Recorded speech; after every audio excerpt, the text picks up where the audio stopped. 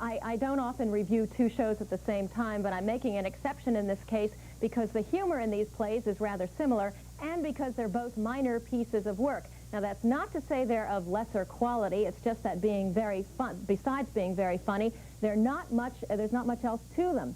Run for Your Wife is a classic British farce. It is silliness and sight gags all the way through. If you've never seen what the British do with these comedies, this is the one to see.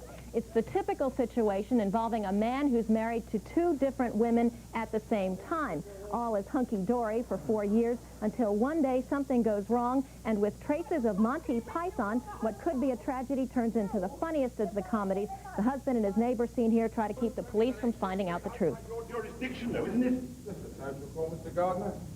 Just a social call. Oh, Mr. Gardner.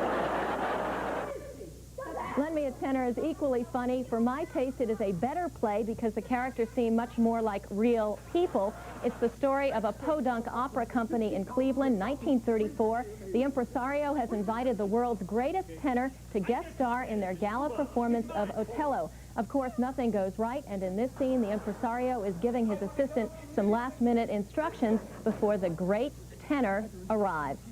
Glue. You will stick to him like glue. You will not let him out of your sight. You will drive him to the rehearsal and then drive him back.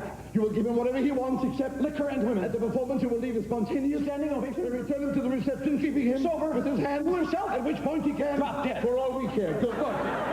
Great writing. Both plays are beautifully acted. There's a touch of irony here. Run for Your Wife is a British import. Lend Me a Tenor was written by an American. When I heard this, I thought, finally, a solid American comedy written in this decade on Broadway. It turns out the joke is on me, after all. Lend Me a Tenor is produced by a British company and performed throughout Europe before ever setting foot on this continent.